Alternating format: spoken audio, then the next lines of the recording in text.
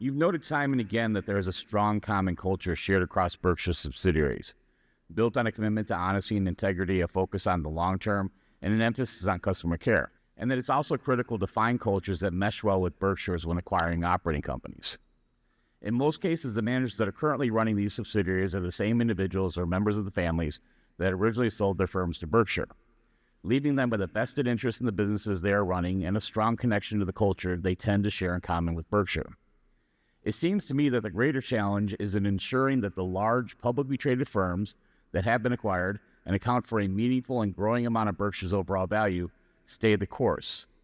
Could you comment on whether or not this is the case, and what the greatest challenge is for you and Charlie when it comes to not only maintaining Berkshire's culture, but in finding firms that would fit in well with what you've built? Yeah, I think the culture is very, very strong, and I think it gets reinforced. Frankly, I think it gets reinforced by the shareholders we have. I mean, we have a different body of shareholders, and we look at those shareholders, I think, in a somewhat different way that a good many other companies do. I mean, I think there are a fair number of public companies that wish they didn't have, public shareholders. We're happy to have public shareholders.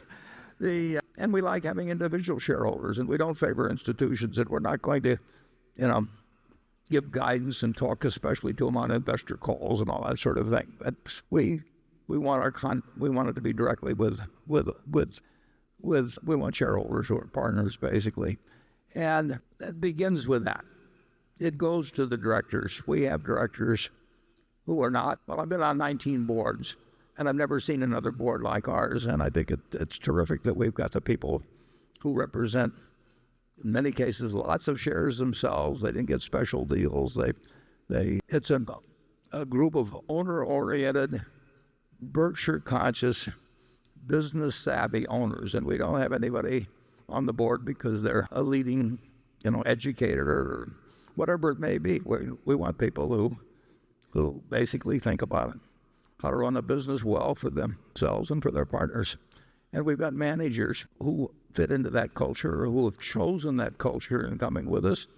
And sometimes we have the second or the third or fourth generation, and say at the Nebraska Furniture Mart, that share that. Is it perfect? No, it's far from perfect. I mean, you don't get everybody thinking the same way. We have people that are very independently minded, running a lot of businesses, and some of them have different political beliefs. They see through different lenses than we do to some degree.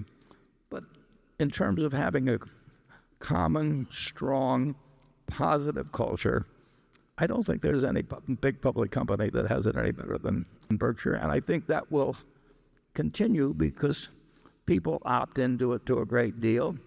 Cultures get passed along. You do things that are consistent with the culture. So you do what you talk about is what you do, and you don't find people saying, we're a wonderful partnership, and then voting themselves, huge options, and a whole bunch of other people will say options beneath them because they can't look like they're taking it all for themselves and arranging. I read about some deal where it could pay off with many, many, many billions of dollars the other day. We won't name names. But we've got as good a culture as you can get. And I would say net, it grows stronger. We have a few people all of the time that really don't buy into it entirely. I mean, it is not 100%, but it's as close to it. And I think it gets closer all the time as we go along. And we will try to keep behaving in a way that reinforces it and doesn't dilute it. And I think that will not only work for Charlie and me, but it'll work for our successors very well. It won't be perfect, Charlie. Every time I come to one of these meetings and sit in the manager's luncheon, I feel more strongly at the end of the luncheon that the culture and values of Berkshire Hathaway will go on and on for a long time after the present management is gone.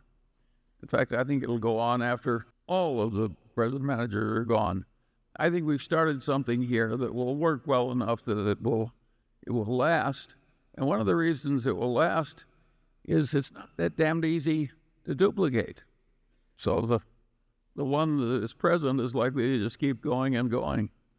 Think of how little direct copying of the Berkshire system there's been. And but it won't produce the returns it's produced in the past either. No, I think it's going to